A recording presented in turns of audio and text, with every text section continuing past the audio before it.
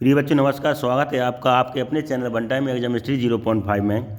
तो मैं रोजाना की भांति आज फिर आपके सामने बाल विकास एवं शिक्षा शास्त्र का एक बहुत ही इंपॉर्टेंट प्रैक्टिस सेट लेकर आया हूं, जो कि सीटेट के विद्यार्थियों के लिए बहुत ही महत्वपूर्ण है। तो बिना समय को गवाए हुए चलो शुरुआत करते हैं आज की क्लास की। पहला क्वेश्चन है, पुरस्कार वांछित कार्य के प्रति सुगत सहचार करने का साधन है। इसका आंसर हो जाएगा प्रिय बच्चों, इसका आंसर आपके सामने विकल्प भी है हरलॉक का, मैकडूगल का, टर्मन क्या या रायबर्न का। तो बच्चों इसका आंसर हो जाएगा हरलॉक का। पहले क्वेश्चन का जो आंसर होगा हरलॉक। अगला क्वेश्चन है आपके सामने, पुरस्कार व्यक्ति में अच्छा कार्य करने की भावना जागृत करता है, यह कथन किसका है? पुरस्कार व्यक्ति में अच्छा कार्य करने की भावना जागृत करता है, यह कथन किसका है? ऑप्शन है आपके सामने हरलॉक, मैकडूगल, टर्मन या रायबर्न। सही विकल्प का चयन करें बच्चों और कमेंट करके बताएं कि हमें दूसरे क्वेश्चन का आंसर क्या होगा। तो बच्चों इसका जो आंसर हो जाएगा ऑप्शन नंबर, दूसरे क्वेश्चन का आंसर हो जाएगा ऑप्शन नंबर डी, यानी कि रायबर्न। ठीक है बच्चों, अगला क्वेश्चन है आपके सामने क्वेश्चन नंबर 3, निम्न में कौन सा अमूर्त पुरस्कार है? तो बच्चों क्लास को लाइक करें, शेयर करें और सब्सक्राइब करें। तीसरा क्वेश्चन कह रहा है, निम्न में कौन सा अमूर्त पुरस्कार है? क्या छात्रवृत्ति है, प्रमाण पत्र है, उपयोगी वस्तुएं हैं या प्रशंसा है? चार विकल्प में से सही विकल्प का चयन करें और कमेंट करके बताएं हमें कि तीसरे क्वेश्चन का आंसर क्या होगा।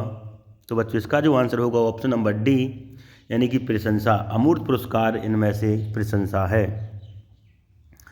अगला क्वेश्चन है चौथी नंबर का आपका, पुरस्कार का प्रमुख उद्देश्य है छात्रों को प्रतियोगिता के लिए तैयार करना, कक्षा में अनुशासन स्थापित करना, छात्रों को प्रतिस्पर्धी बनाना या छात्रों में रुचि, उत्साह, लगन की भावना उत्पन्न करना। चौथे क्वेश्चन का आंसर बच्चों कमेंट करके बताएं हमें क्या होगा। तो बच्चों इसका आंसर होगा ऑप्शन नंबर डी, छात्रों में रुचि, उत्साह, लगन की भावना उत्पन्न करना। ठीक है बच्चों, पुरस्कार का जो प्रमुख उद्देश्य है वह है छात्रों में लगन, रुचि आदि भावना का उत्पन्न करना। अगला क्वेश्चन है, पुरस्कार का प्रमुख उपयोग क्या है? छात्रों योग्य छात्र का चयन करना, अनुशासन की स्थापना, शिक्षा का प्रचार प्रसार या विद्यालय की प्रशंसा। जो पुरस्कार दिए जाते हैं, पुरस्कार का प्रमुख उपयोग क्या है हमें बताना है।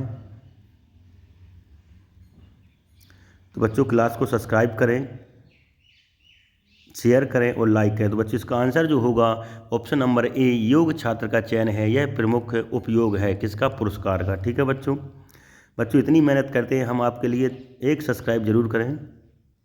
क्वेश्चन नंबर 6, निम्न में पुरस्कार के उद्देश्यों में शामिल है।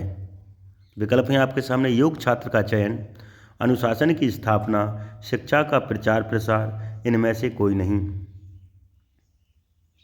बहुत ही इम्पोर्टेंट क्लास है बच्चों, बहुत ही ये आपके लिए जो मैं क्वेश्चन चुन कर लाया हूँ, बहुत ही महत्वपूर्ण क्वेश्चन है जो सीटेट में आपको 100% सफलता दिलाएंगे। 10 क्वेश्चन हैं, बहुत ही महत्वपूर्ण हैं। इसका भी आंसर प्रिय बच्चों ए नंबर हो जाएगा, योग्य छात्र का चयन पुरस्कार के उद्देश्यों में शामिल है, योग्य छात्र का चयन। ठीक है बच्चों, अगला क्वेश्चन है आपके सामने क्वेश्चन नंबर 7, विद्यालयों में पुरस्कार देने का क्या उद्देश्य है? जो विद्यालय होते हैं इनमें छात्रों को पुरस्कार दिया जाता है, उसका क्या उद्देश्य है?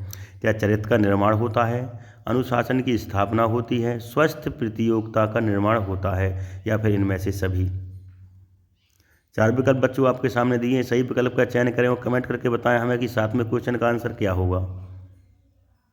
तो बच्चों इसका जो आंसर होगा इनमें से सभी, यह सभी उद्देश्य हैं विद्यालय में पुरस्कार देने के।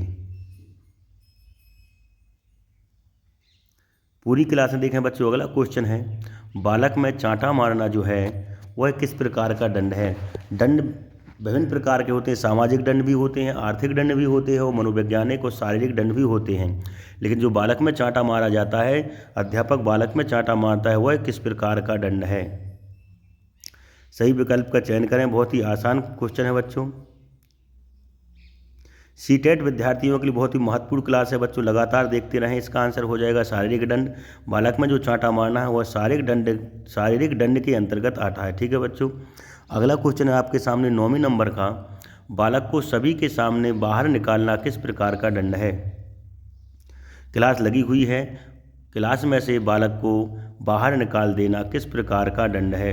जल्दी से कमेंट करके बताएं। सामाजिक दंड, आर्थिक दंड, मनोवैज्ञानिक या शारीरिक दंड?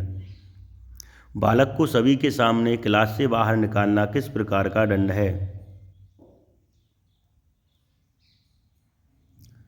तो बच्चों इसका आंसर जो हो जाएगा वह हो जाएगा सामाजिक दंड, क्योंकि समाज में उसकी इंसर्ट करना एक सामाजिक दंड होता है, इसलिए इसका आंसर हो जाएगा ऑप्शन नंबर ए। आखिरी क्वेश्चन है आज का हमारा 10 नंबर का, बालक से जुर्माना करना किस प्रकार का दंड है? बालक यदि स्कूल नहीं आता है तो फाइन लिया जाता है, पैसे लिए जाते हैं, वह किस प्रकार का दंड है? यह पूछ रहा है 10वें क्वेश्चन में बच्चों हमसे। क्या सामाजिक दंड है, क्या आर्थिक दंड है, या मनोवैज्ञानिक दंड है, शारीरिक दंड है? बालक से जुर्माना करना किस प्रकार का दंड है? बच्चों यदि सीटेट क्वालिफाई करना है तो हमारी क्लासों को लगातार देखें, बहुत ही इंपॉर्टेंट क्लास है। इसका आंसर हो जाएगा प्रिय बच्चों आर्थिक दंड, क्योंकि बालक से जो जुर्माना लिया जाता है वो आर्थिक दंड के अंतर्गत आता है। ठीक है बच्चों।